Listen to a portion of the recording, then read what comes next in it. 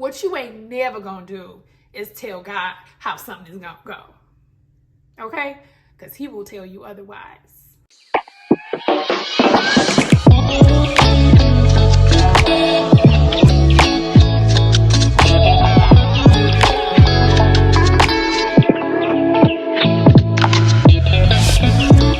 Hey, my darling dolls. Thank you so much for joining me.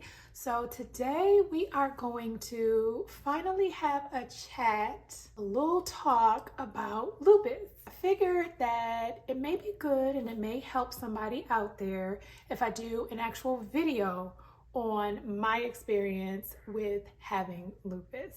So if that is something that you want to know a little bit more about, go ahead and keep watching. Okay, let's start this from the beginning. I was diagnosed with lupus in 2002 when I was 16.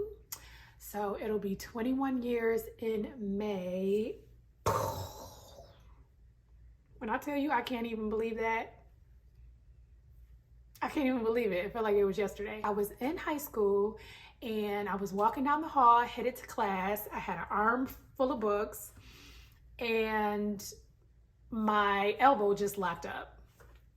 And it's crazy because to this day, I cannot fully extend my right arm. Let's see if I can get my arm out. So I don't know if you can tell, but I'm trying my hardest to straighten my arm and it's still slightly bent. I wish I could show you the comparison so you can see how straight my left arm gets, but I can't. So there's that. But anyway, my elbow locked up and I dropped everything in my arms and I couldn't move my arm and it was like this and it was just really, really painful. So everybody was like, are you okay? And I was like, I don't know what just happened. So obviously went home, told my mom, and she took me to the doctor to go get tests. After all the tests were done, they said, you have lupus. So again, this was 20 years ago. And to this day, present day, 2023, they still don't know a ton about lupus. So 20 years ago, it was like, girl, you got a prayer. But they were like, you know, there's so much we're still learning and we don't know about this condition, but you know, basically these are the basics. So lupus is an autoimmune condition, and the simplest way I can describe it is that as a result of your immune system being overly active, it weakens it because it's fighting too much. So it's fighting my own organs, it's fighting my own good bacteria, it's fighting everything, along with fighting off the bad stuff that the body doesn't want. So it can't tell the difference. So it's just so overworked from so much fighting that as a result of that, it causes your immune system to essentially be weaker. I hope that makes sense. So that's pretty much the easiest way I can describe it. The crazy thing is lupus mimics a lot of other conditions and vice versa. A lot of other conditions mimic the symptoms of lupus as well.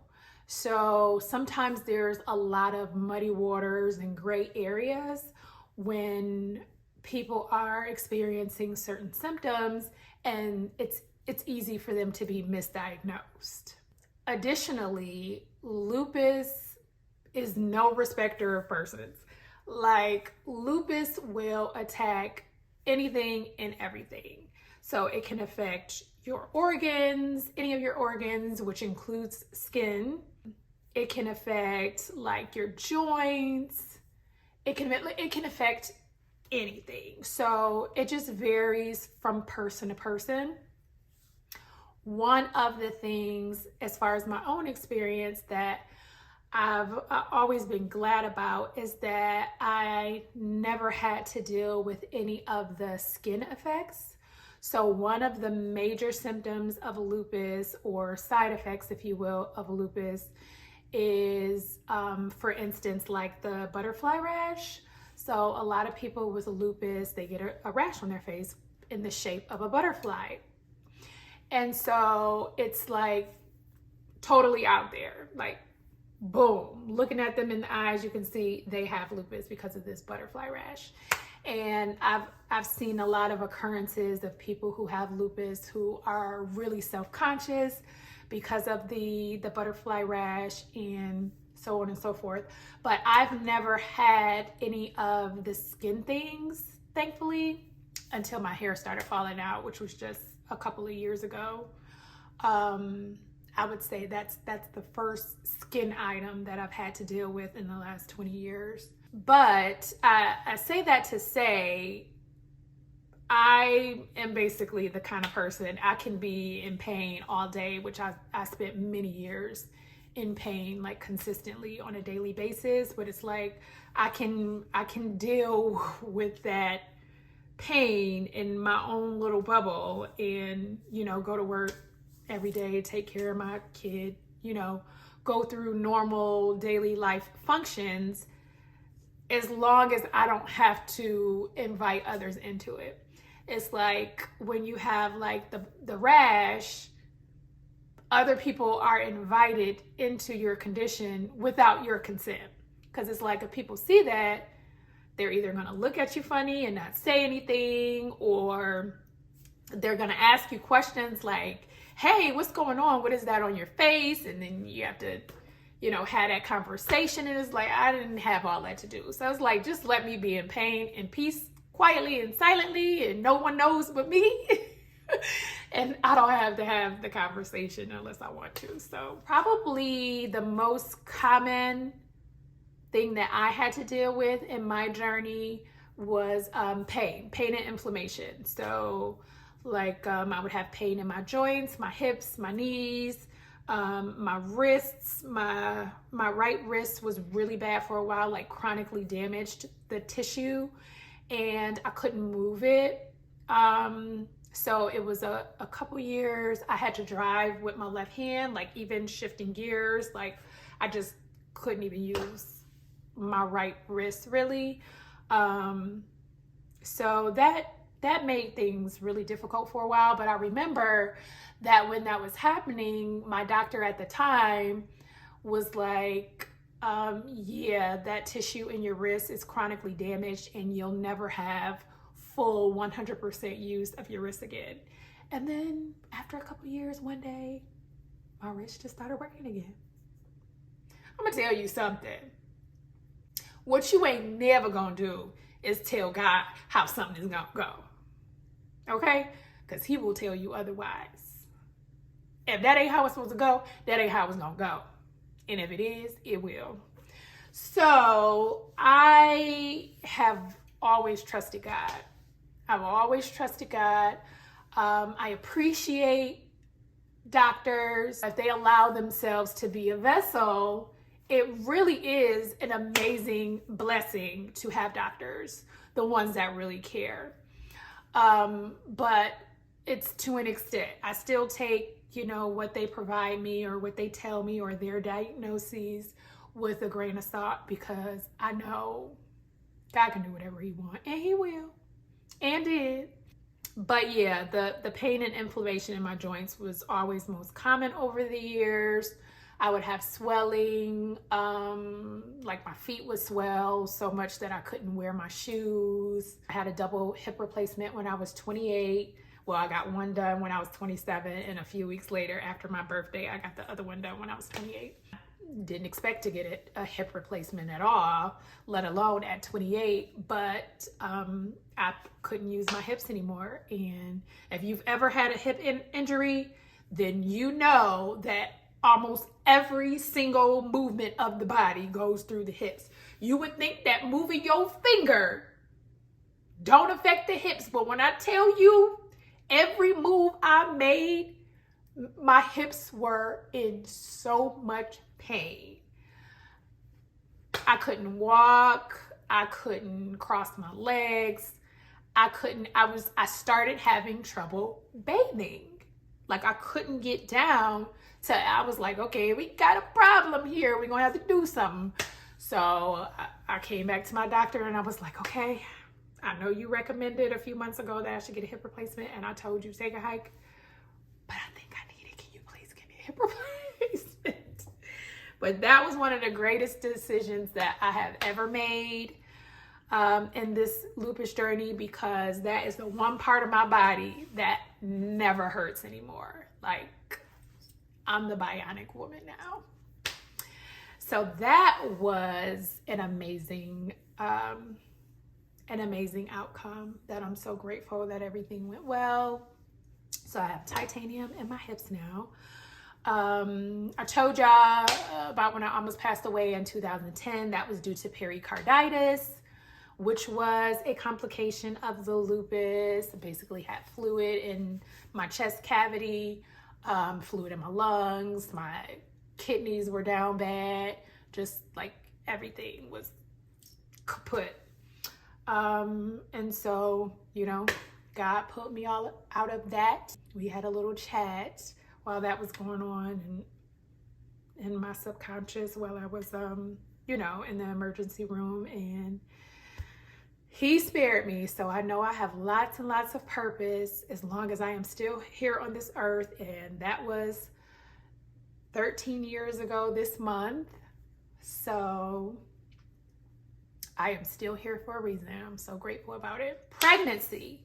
So in college, when I was pregnant, my doctor said, okay, so he said, this is how he put it. He said, there's a 33% chance that the lupus will improve during your gestational period. There's a 33% chance that nothing will change at all and it'll be the same as you've known it.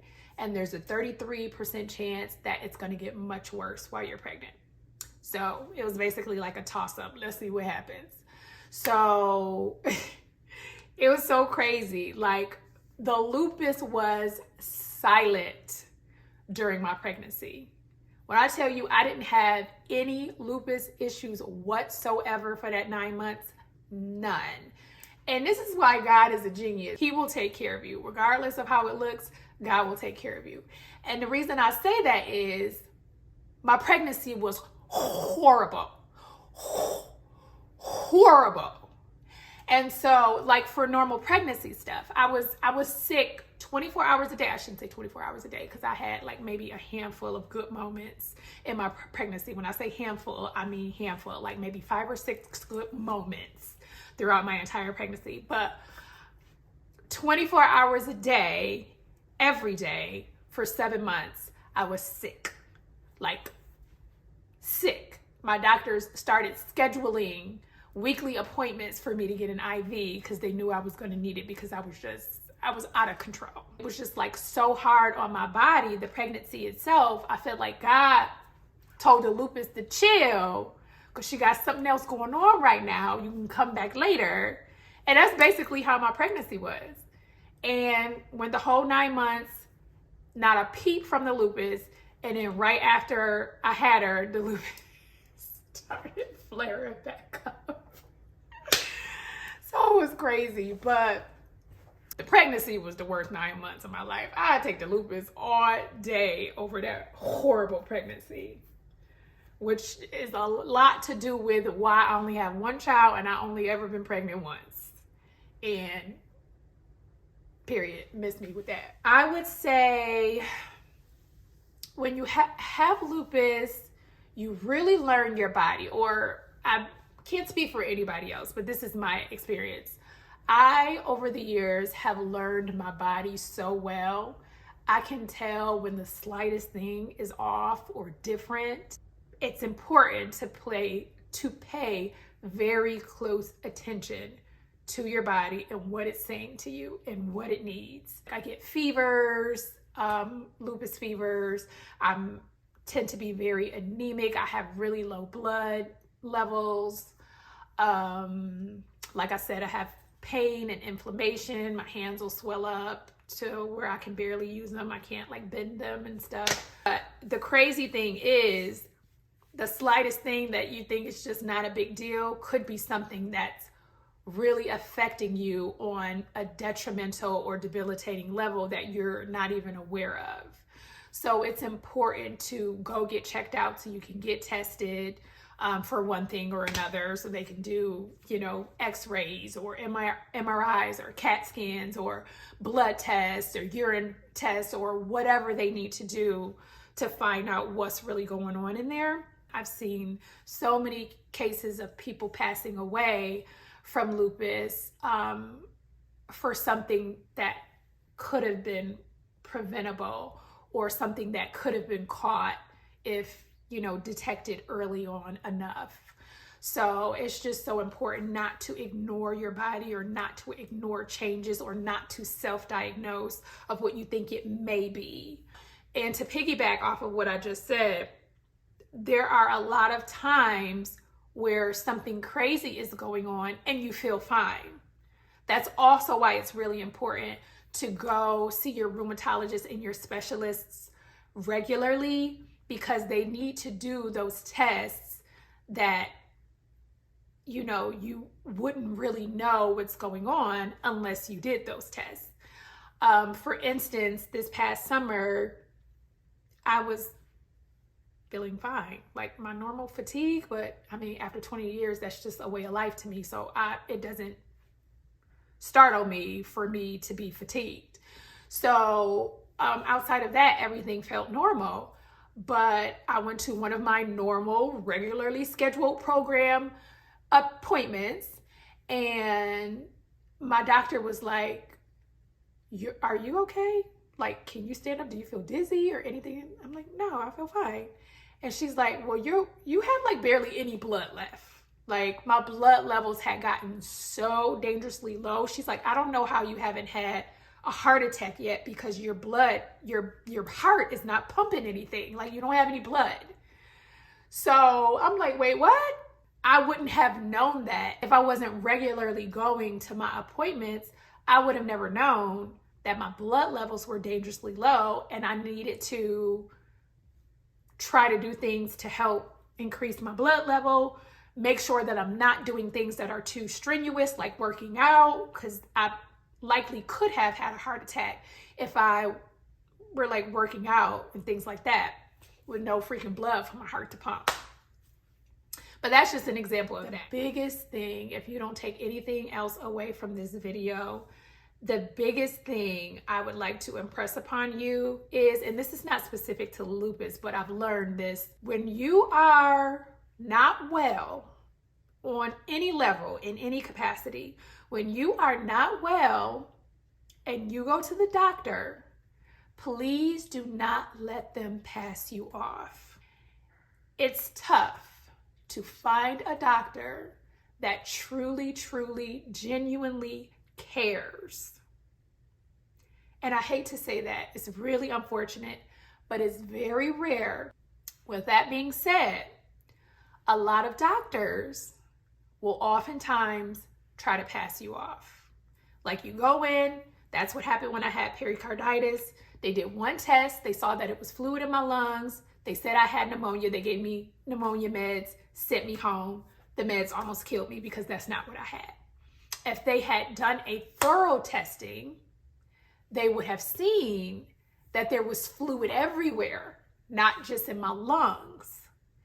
And so by doing the additional tests, when I got rushed back to the hospital after they tried to kill me, when I got rushed back, they did a thorough testing, and that showed them that it was actually a completely different condition. It was the pericarditis. I would recommend that if you are not well and you go to the doctor and you're diagnosed with something, always get a second opinion.